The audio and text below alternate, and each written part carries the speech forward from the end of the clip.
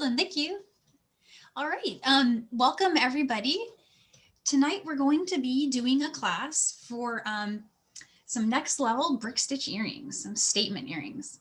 Perfect for the season and for upcoming New Year's celebrations, or just, glamour for every day. This is a recorded class and there will be a replay available. You can find it after the class is over by visiting michaels.com/classes. And if you look for, there's a circle that's for every different type of craft. Find the one for jewelry, click on that one. And they're in order of most recent. So you should be able to find it as soon as it's up. And that's usually within 48 hours or so. And so for today, we're going to go over putting these together step by step. And I'm going to go through each of the steps a couple times so everyone will get a chance to see it.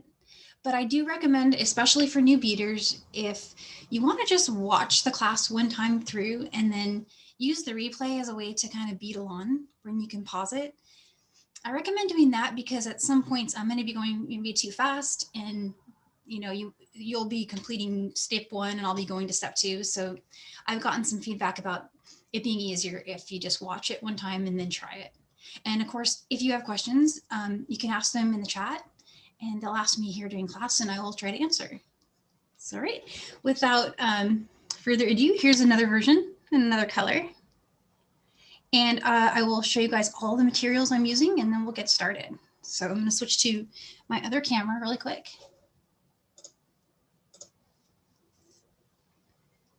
And here's an up close view of 2 really gorgeous colorways. I'm going to put those in the field of view there, sorry. And so this is, this design has quite a few components. So I'm just going to start kind of in the order with which I'm going to be using them. And I want to double check with everyone first on the focus. I feel like that's pretty good there. Great, okay. So first off, are the components that we're going to stitch on. And they come in more than just the gold color. I believe there's a rhodium. There's also this really pretty gunmetal. You get 3 sets per pack. And they come with jump rings, which is really handy. So that's what I'll be using today. And the part numbers, so for example, the number you need to search on the Michaels app, it's in the handout, in the PDF handout for everything I'm about to show you. All right, and then the beads. What you'll want to do is get, depending on your design, choose 1 or 2 colors of size 8 seed beads. That's the green labels. And then you'll need some size 10s. You could use 11s if that's what you have. I'm using 10s in both of my samples. So a size 10, and you can also have an additional size 10 color if you like, but this can be worked with just 1 size 8 and 1 size 10. And so thread and needles, the next thing to show. I'm using a size 10 beading needle, and I'm using the Wildfire beading thread in 0.006. So there's those. And then at the tassels right here are going to be from Bead Landing. They're silk, really pretty tassels, come in a bunch of different colors. And I did get asked, hey, can I use a different tassel? And I always say try it, see how it works. But these are what I'm using today. And then right at the end, we're going to need to pull in a little bit of wire and some tools. And that's just to make these little connections. If you would like to skip this part and you'd like to not do the wire wrap, you can just use some jump rings. Use 2, maybe 3 to connect to your ear wire at the top. That will work great. But I am going to demo how to do the wire attachment. And I'm using 22 gauge. You can use any color you'd like. For tools, scissors for cutting the thread, and chain nose pliers. And I'm going to use a tool I haven't used before in class for us, but this is round nose. And I'm going to use those for making the wire wrap just at the end. And that's also flush cutters for the wire. Okay, so that's it for tools. And last but not least, ear wires. You'll need any kind of ear wires you like. And these are what I'm using today.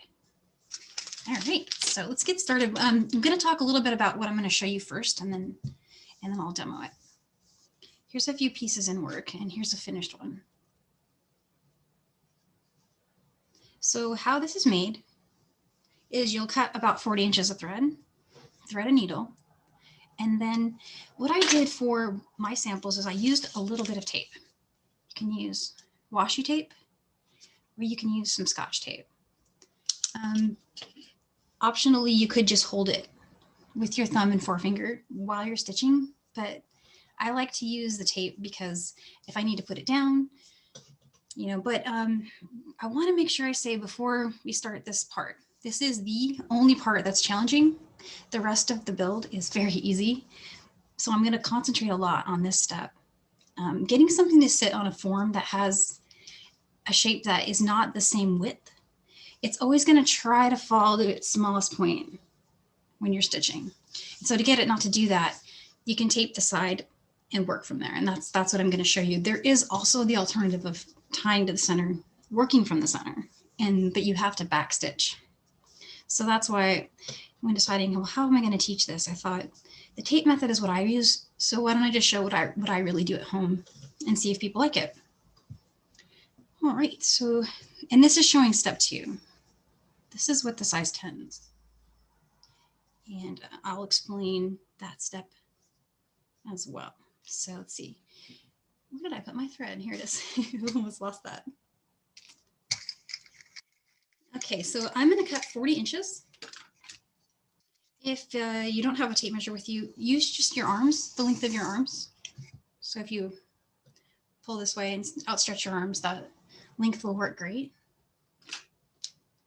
Here's the scissors.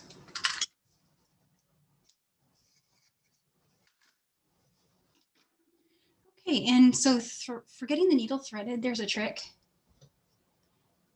If you flatten, these are chain nose pliers. And I'm not pulling, I'm just making it flat.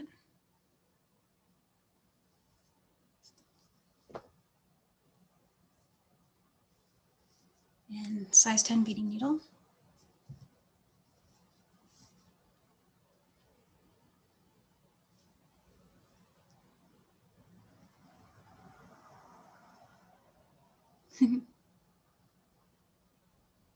Let's see if it works today.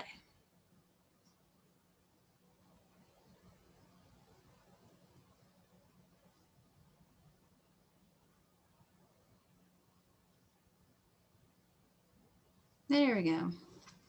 Oh, and had me worried for a second there, but I got it. Okay. And what I did is I folded it over, 5 to 7 inches. And we'll probably move that as we work. So moving to the other end, the tail end, I'm going to need to get a component. So I'll start with one of these.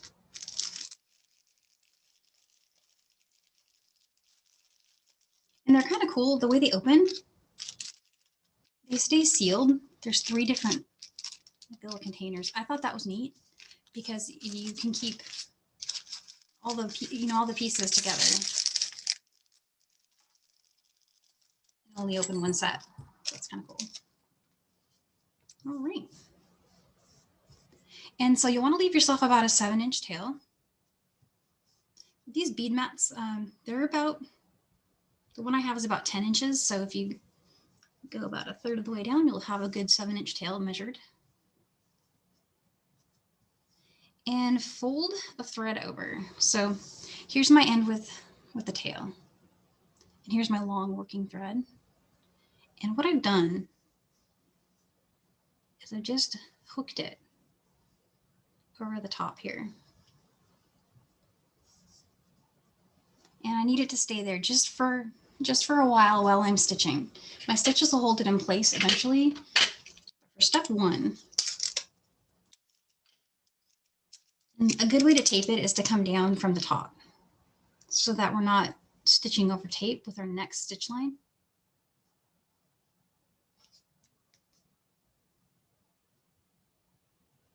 And in the directions, it says about 1/2 inch or so from the top of the component. I'm really just eyeballing that. And when we get to the end of this step, I'm going to show you, for example, if you get to the end and you find that the symmetry didn't work for you and you want to add a bead, we can fix that at the end too. So don't sweat the count too much. The count we're going for is 18 beads from here to here. But if you get 16 or 17 on there, it's still going to work. So don't worry. We will figure all that out. So what I did is I flipped that over. And I'm going to fold the tape down. And I'm going to try to just catch the thread. About there.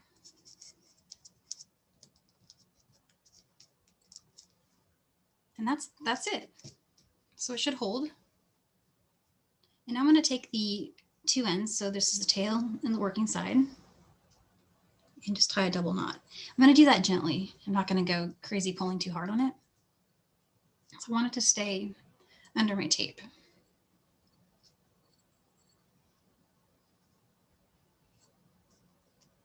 There we go. So now the beads, yay. Size 8 seed beads. And so brick stitch, my way of doing it is I always start with 1 bead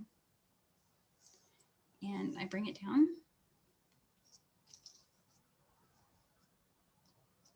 And then I take the tail thread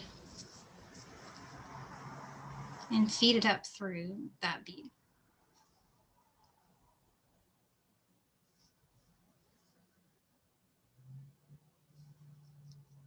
And you can thread a needle on there if you need to, but I always just kind of, just thread it through just like that. Okay, so that's sitting in a good spot. I'm going to pick up another size 8 seed bead. And kind of similar to what we did when we were making the owl wreath earrings. If you guys had that class, that was the last one we did in November. It's the same process where we pick up a bead and we go under the component with our needle and try to keep the bead on this side of the component. Needle goes under it and pull. It might do that little twisty thing there, sorry. And then push down on the component and go through the bead with the needle crossing over the top of the component. And what'll happen is it'll sit right next to the first one. And with any luck, the first thread will stay under the tape. When it did, I want to check one thing on the reverse side because my tape was a little bit, I want to make sure it's not making this thread sit too low. And it looks okay. And if you want, you can lift it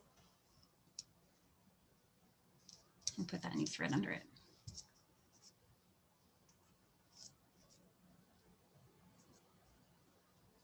So I hope that makes sense. I can repeat that one more time. If you guys think that was great, then I'll move on, but I can also show that one more time. But what you do here is just keep going under and adding beads until you have a total of 18, or until you have a total that looks great to you, symmetry-wise.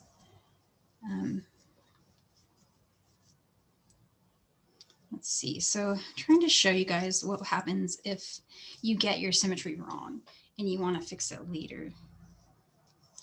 So let's say I get all the way to the end over here and I want to go a little higher than where I put this bead. Or for example, if this was to slip down, you can take and put a needle on this thread and go ahead and just brick stitch another bead up here if need be, so that it will match. And that is what I did over here on this one. So I got to this other side and I thought, I'm gonna take it off and show you. I was like, hang on, I feel like I really need another bead there. So that's what I did. I went ahead and just picked up another one. This is on my starting side. The tape's been removed underneath.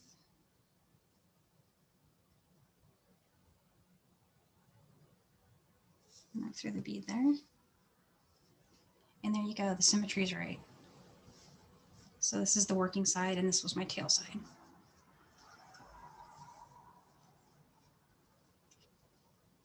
So on this sample, that's what I would do. I just keep going over here and try to line it up. And if it doesn't line up perfectly, add another one with the tail thread until I like how it looks.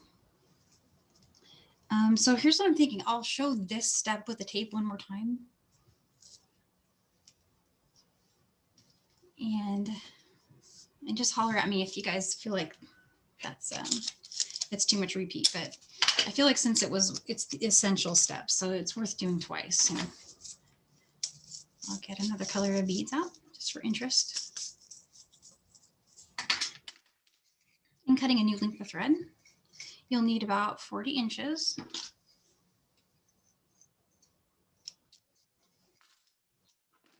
And to thread your needle, just grab some chain nose pliers, flatten them out.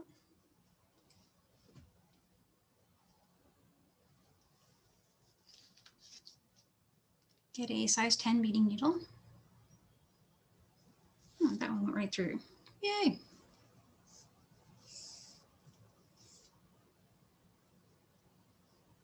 Okay, and then after you've threaded your needle, just fold it over. And take the other side.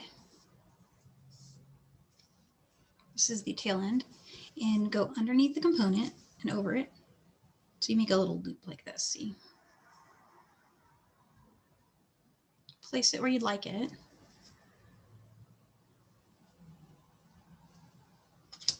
And then just use a little piece of tape. That's my front side. I'm gonna flip it over and fold the tape down to catch it on the back there.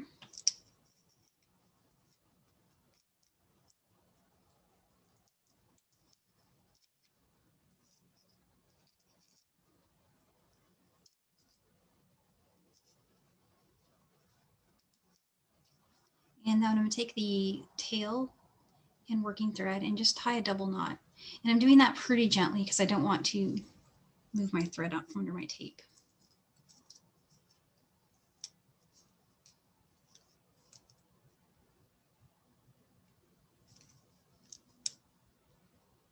There we go. And one more knot.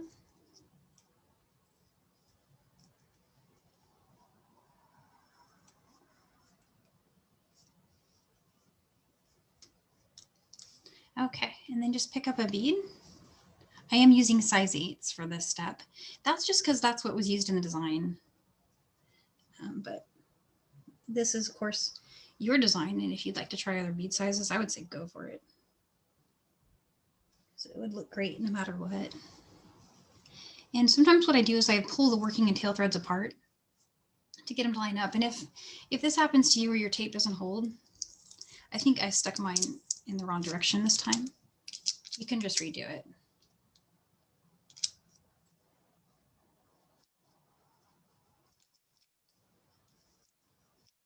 But after you have about 3 or 4 stitches on, you could just remove the tape at that point. It'll be great. And so you'll pick up another bead and go under the component.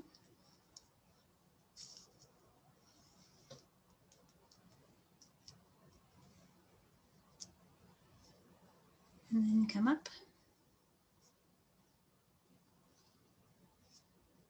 And just continue stitching around. If it comes out from underneath the tape, that's okay, just replace it.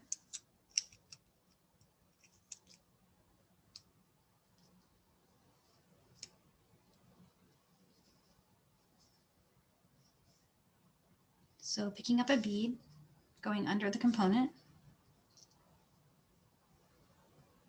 going over the top of the component, and then going through. You want to just keep doing that until you have about 18 beads on in a U shape.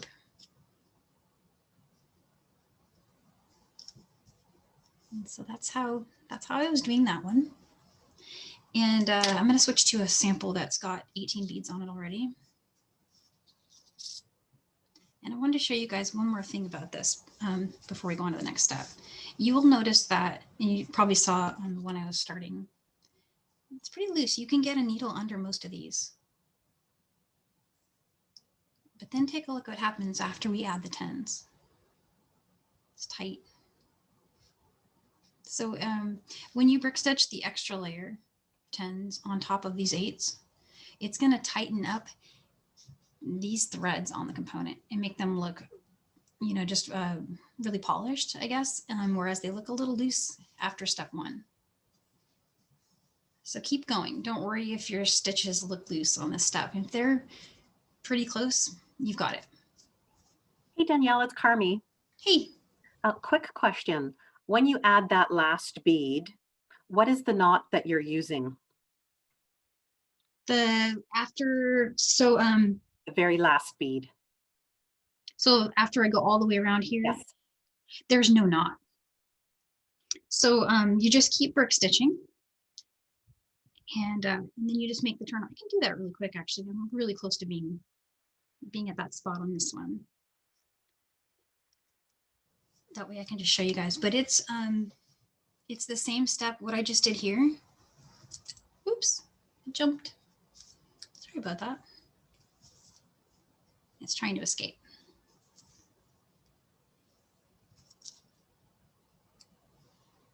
But yeah, it's just brick stitch, and then you do a turn. And the turn is actually what locks it in place. The turn is just adding those 10s. I'll show you guys that. Let me go there really quick. I think we're pretty good on time. It's gonna work out.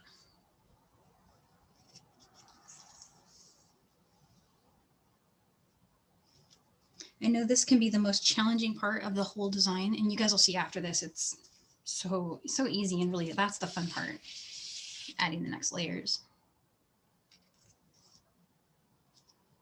But what I'm doing now is just going around. So picking up a bead, going under the component, going over it through the bead.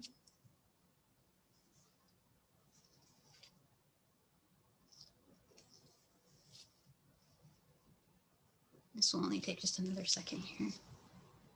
I always get worried if you guys are going to be bored watching me do the same stitch. So I always try to have samples that are worked ahead, but it really does help to see it, I think. See what I did as my loop came off the component? That'll start to happen as you get to the end. And when it does, just put it back on there. And pull tight. And there it goes.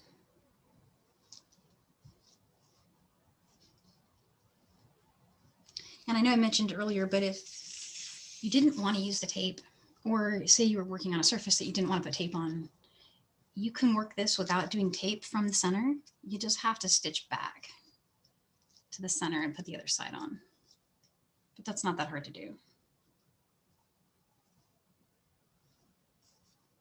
And I don't know if there'll be time at the end, but I could try to demo that too. I can move that other sample there. There we go. Under. Oops. Over. And now I'm getting toward the end, so I'm going to start looking at it for symmetry. I know I need at least 2 more beads. So under. Oops. It helps for me to hold. I'm kind of holding the thread actually with my thumb to make it stay. Just like that. Here's my second bead.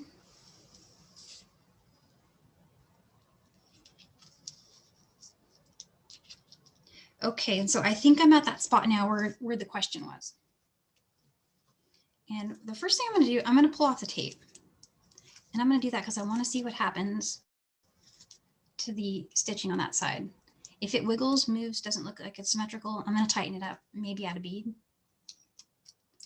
That's what I was showing you guys on that first one. All right.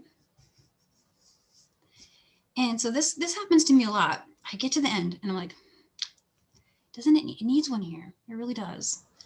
So I will grab another needle and do that little trick to make it threadable.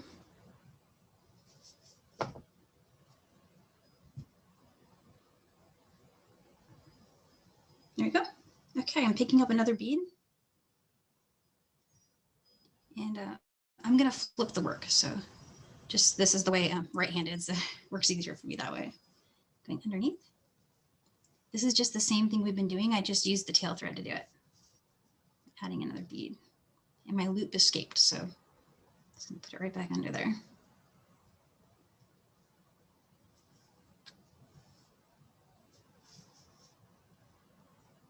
There we go. And so the only knot that was ever tied, going back to that question, the only knot we ever tied was when we started it. We had a double knot underneath that bead. And we had a piece of tape over that thread. And all I've done here is I've just added another bead by brick stitching it so that it lines up in a way that I think looks good. And I was going to share really quick just at this stage, since someone will probably wonder, well, what if you only had 16 beads instead of 18? Or what if, you don't have the exact same numbers, what it says in my instructions? Don't worry about it. No one notices. This has 18 beads as a start for the 8s. This only has 16. They both look great. And so no worries. And also this is a chance to customize your design. That's the cool thing about brick stitch is you can, it's organic enough that you can actually kind of tweak it after you've built one of the rows. So no worries there. Notice I wasn't even counting. I just decided what looked good. So that's step 1. That's the hardest step. If you've gotten that, the rest of this is going to be super, super easy. But before I move on from this, does anyone have questions about it? There was no knot, just brick stitch so far.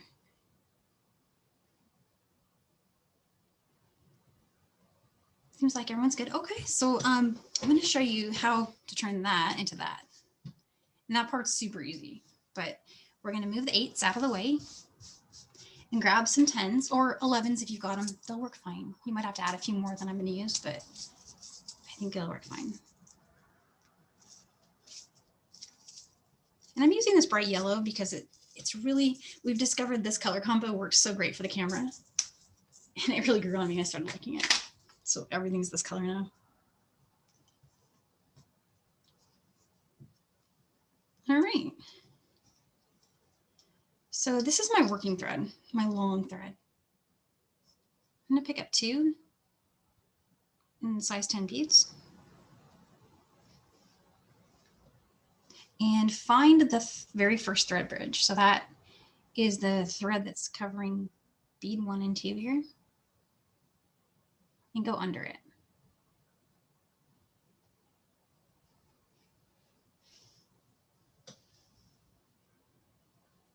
And then come up through that second bead.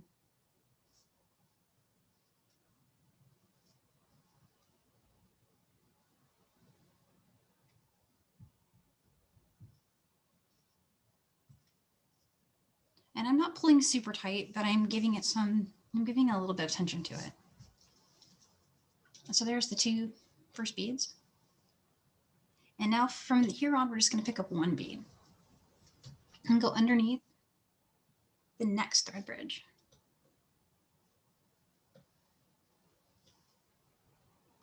And then come up through that same bead and pull tight.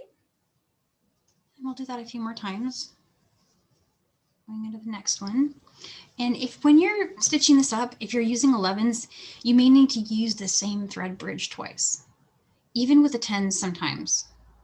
I sometimes do that. It's just deciding how can I get it to look, right next to the other bead. And if you do it too close, you'll get something that looks kind of like that, where one bead tilts downward. But I think that looks good to me now.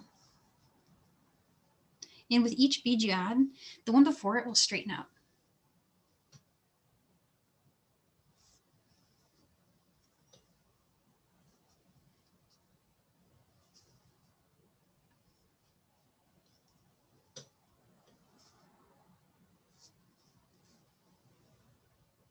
And so you would just keep stitching like that. I'll do a few more.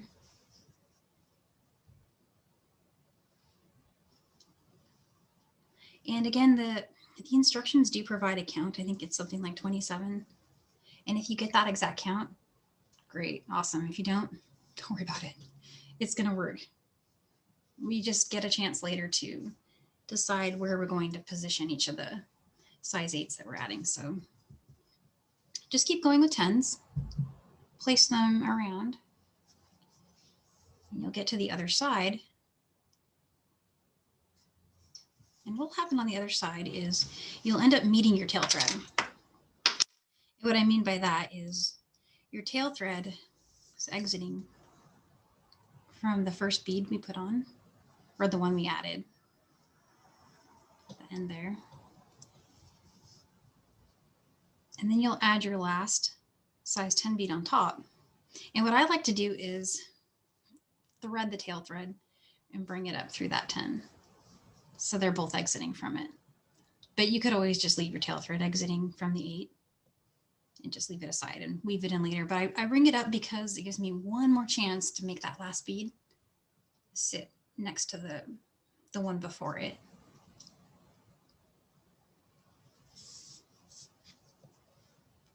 And so that's what I would do here. I'll just keep going, but I'm going to move on so you guys don't have to watch me do 20 more stitches like that. So, but this becomes this just by repeating that step all the way around, if that makes sense. Okay, so working thread on this sample. I'm gonna untangle myself here. Whoops. There we go. Got a lot of different samples going. Okay, so I got to the end here, added my last 10, brought the tail thread up through the 10, optional. It's just what I do. And now I want to exit from this bead. So I'm exiting from this one. I want to be one bead over. And so to do that, go down through that bead.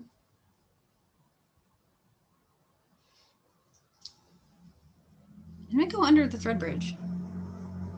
That's below it. That's the one that's crossing over those 8s. And come up through that bead.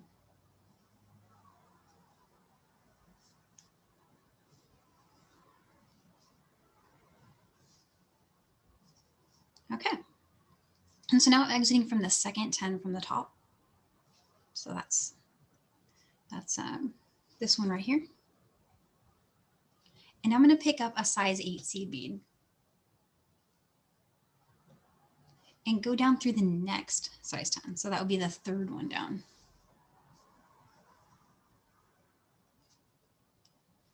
And pull tight. And it's just going to sit like that. It's going to sit on its side. The through holes of this bead are going in this direction. And it's just sitting on its side a little bit.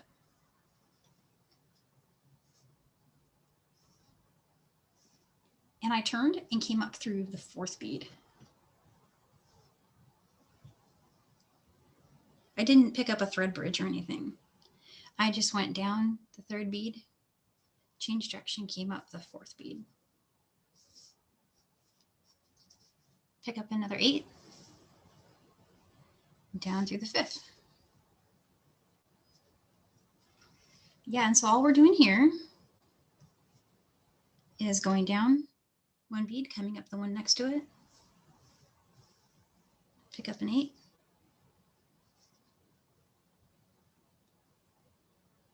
and go down through the next 10. And I'm going to do that all the way around. Oh, sorry, I'm going to do that to this center, and then we're going to add the tassel. And I can't tell you how many times I forgot to do that. I get all the way to the other side. I'm like, oh, I forgot the tassel. We do add the tassel at this step. I tried adding it at the end, but this way gives you an extra pass through the tassel and it makes it stronger. So that's why I started doing that. So when you get to what I found worked for me when I had 18 starting beads was I got about 5 size 8s before it was tassel time. But it might be different for you. So when you're working yours, and you get to say, like right about here, when you feel the center is about the width of a tassel, when you get to that spot, you can even help to pull a tassel out. So why don't I do that now? I'm going to grab one of these. I hope that color's not too bright, but I love it. Okay. And we're going to be removing that jump ring, but not yet. Just fold it out of the way for now. Hold it there. And yeah, so one more 8 for me, and I'm going to be in right at the center.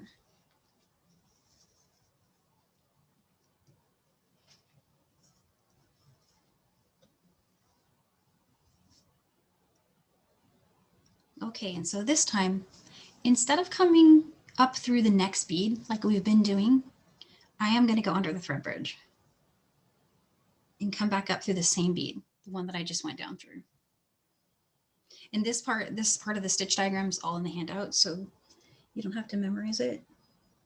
But what I did is I went down through that bead, went behind the thread bridge, coming up through the same bead.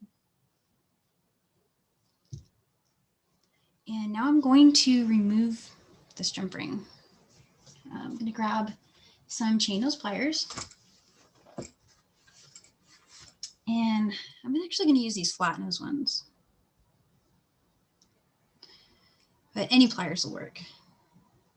My usual jump ring pliers here.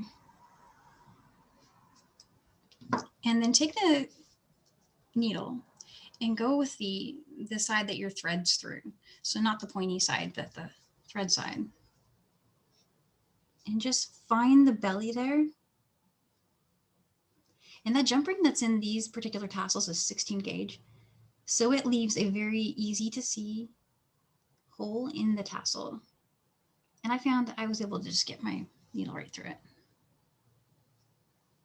without missing any threads.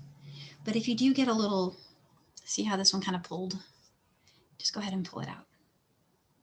These are really very full tassels, and to clean it up at the end, it's really easy to do. You can just remove whatever strands are kind of being out of place. Like, we'll do that all at the end. Okay, and so after you've got your tassel strung onto the thread, position it kind of in the center and skip a bead and go down through the next one.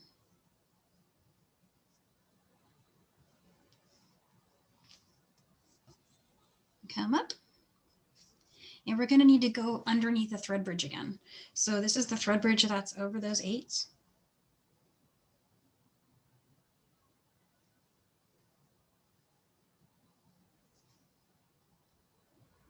It helps to flip it over. And I remember it's this 3rd bead from the last 8 I added. 1, 2, 3. I'm going to come up through that one.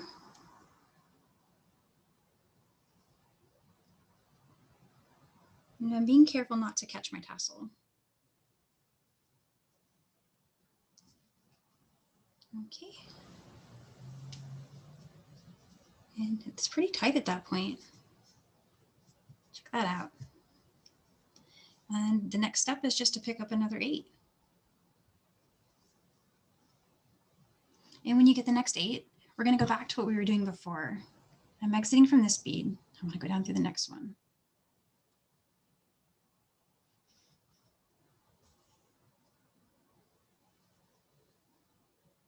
And then come up through the one next to that. No need to go under any thread bridges, just turning and coming up. I'm going to stop for a second and show you how that looks. So both of those 8s are hugging the tassel. And so a question I was emailed is, well, what do I do if I want to use a different tassel? I'm not using the ones that you had. You'll have to measure, hold your tassel up and figure out how many beads it covers up and just place your 8s around the beads that are after that.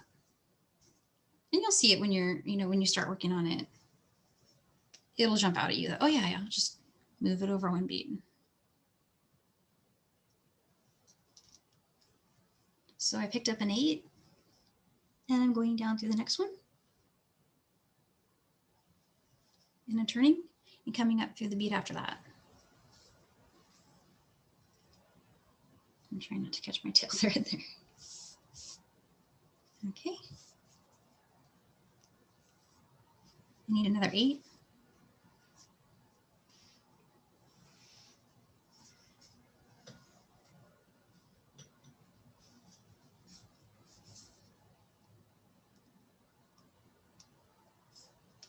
And then coming up to the next bead.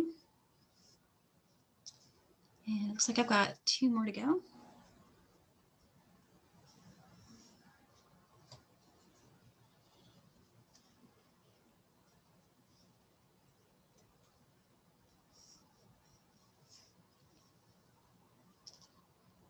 One more. So picking up an 8, going down to the next bead.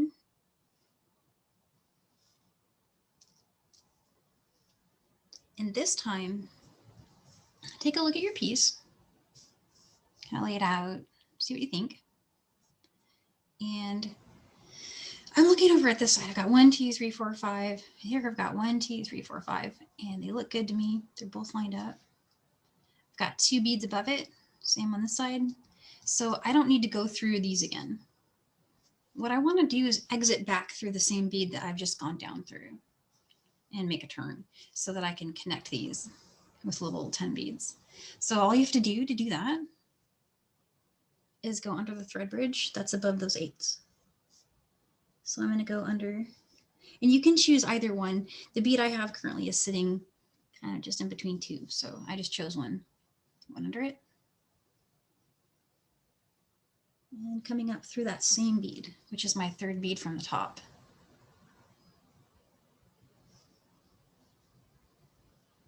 Okay. And this is the fun part now. We get to add all the embellishment. So just go through the 8 and pick up 2 size 10s. Go through the next 8. 2 10s through the next 8. And keep going.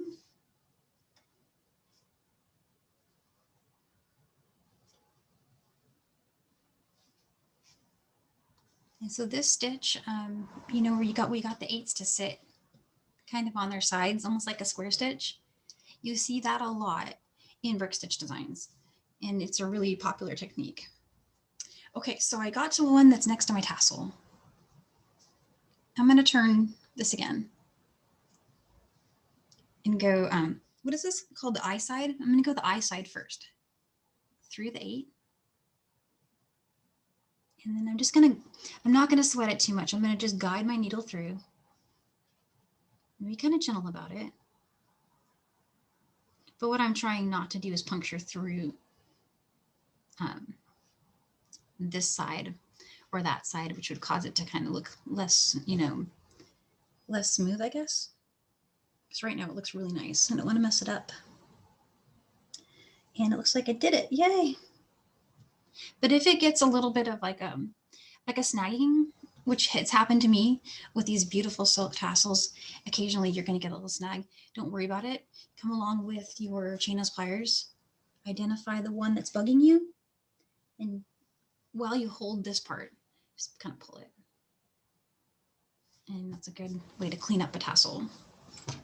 You could also, if you had ones that were kind of bent down here, mine look great, but if you had some that you wanted to fix, you could do the same there. Just kind of remove them. These are so full, you won't notice if you pulled a few out. There's also the trick of the wet paper towel, but that also works if you didn't want to pull any strands out. That's for another class though. We'll do a tassel class. Okay, and so I went through that 8, picked up 2 more 10s, and went through the next 8.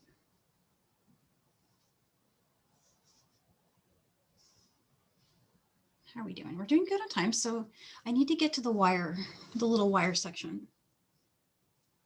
So I'm going to speed through this part. Okay.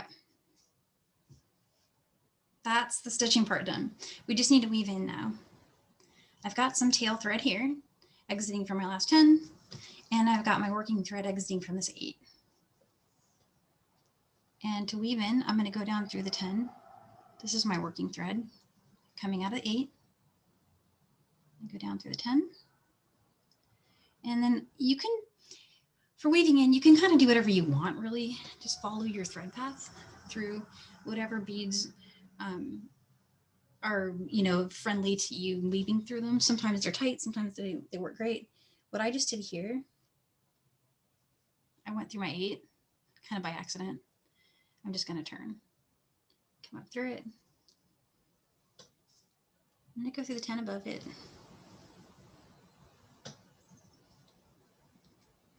Oops. Try not to hook my entire piece in there. Here we go. And weaving in, you know, it's really boring, but it's an important step. So I'll show it. I went down through the next 10. And now picking up thread bridges in brick stitch is kind of almost like tying a knot, because the threads get pulled together so tightly that it's very strong. So I use that as my way to weave in. I just went under a thread bridge, and now I'm coming up and going through those 10s. The 10 that I went down. And it looks like if I wanted to at this point, I could go through my 8s and a few of these. Why not? Go back down. And I'll probably trim at this point. Going under my bridge. And the trick to going under thread bridges that are buried underneath other beads is just go between the 2 beads. You don't need to be able to see the actual thread bridge, but if you go between those beads, you know you've caught it. Sometimes I'm just almost edging against the component when I do that. But you'll get it. All right. And so there's that one done. And I'm going to trim it. Scissors here.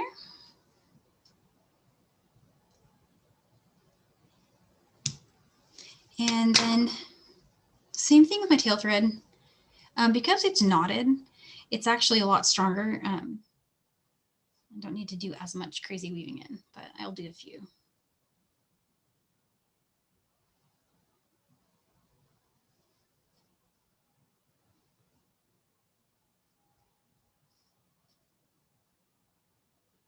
I'll come up maybe through one more.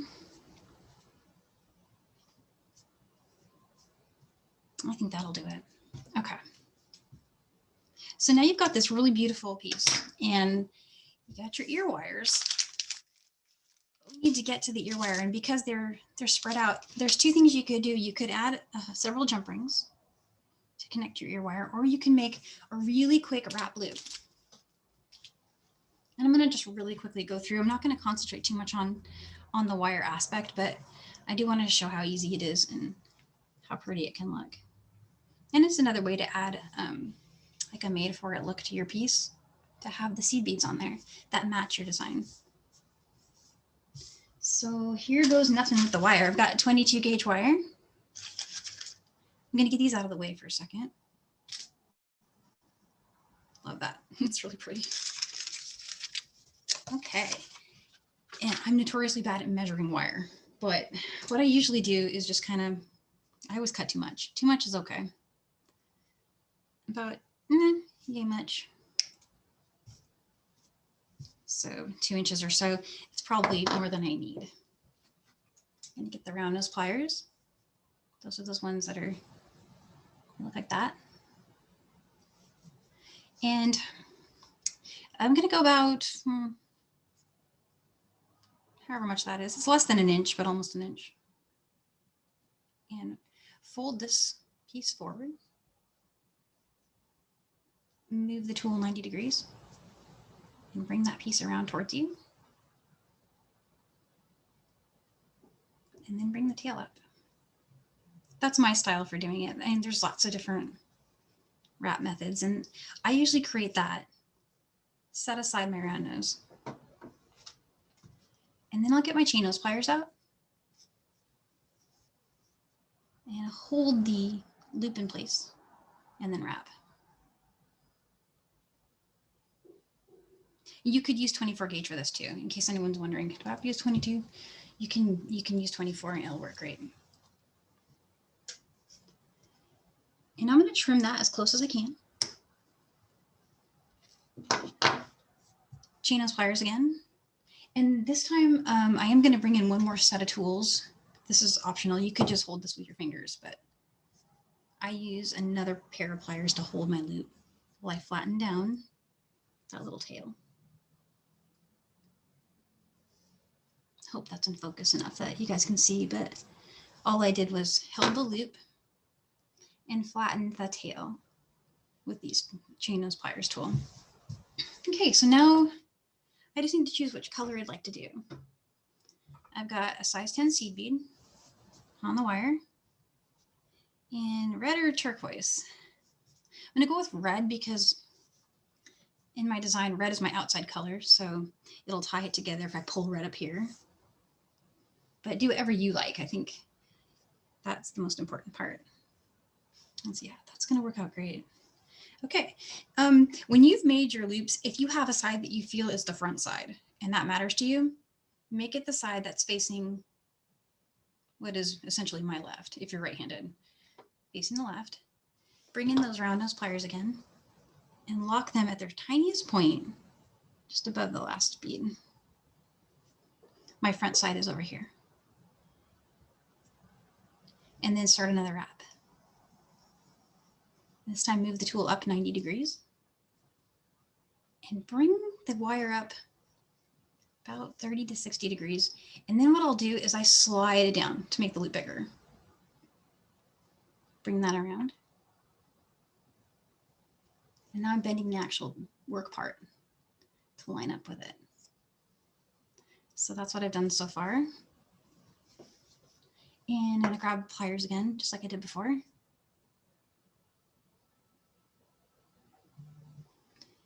And wrap around.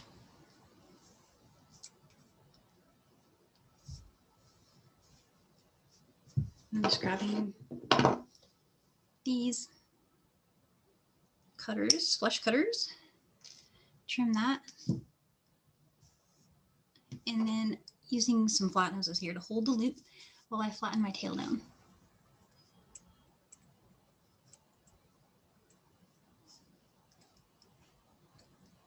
All right, and so by doing that thing where you decide which side is your front and then work the other side, you get the same back side for tails. So there's no tails on the front. And that's the front facing side for my earring. So I want it to go like that. So I'm gonna grab some jump rings. And the jump rings I'm using, you can decide which ones you like most. You can do 4mm or 6mm. I think actually in this design, I went with the 6mm, so I'll stick with that for today. It's the same package. But I've got mine in a baggie.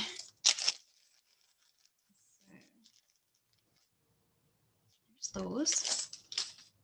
And I do my jump rings kind of the unusual way with flat nose pliers.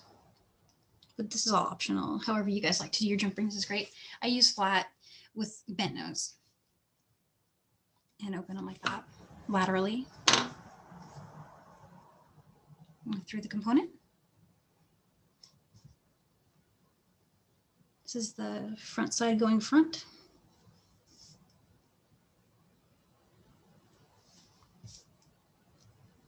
And closing it. And what I'm going to show you guys on the other side, let's say just in case you didn't want to do that wire wrap, I'm going to jump ring this side so you can see what that would look like too. So again, I'm opening another jump ring. Glance at the clock here.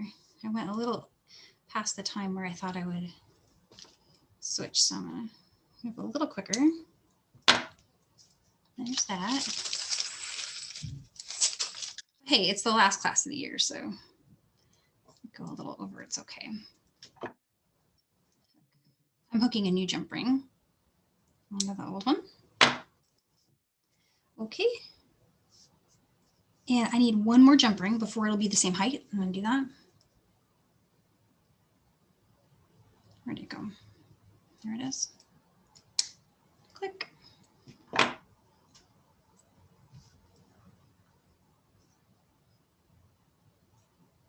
All right, so an additional jump ring to link the top.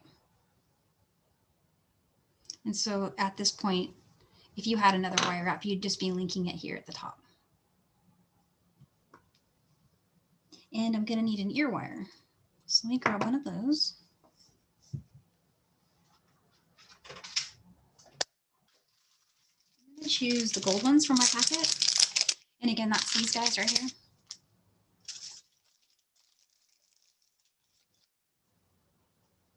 Grab a gold one there. And place it on the jump ring. Now, so I know this is my front.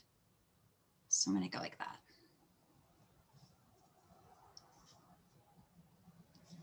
I'm going to pick this one up.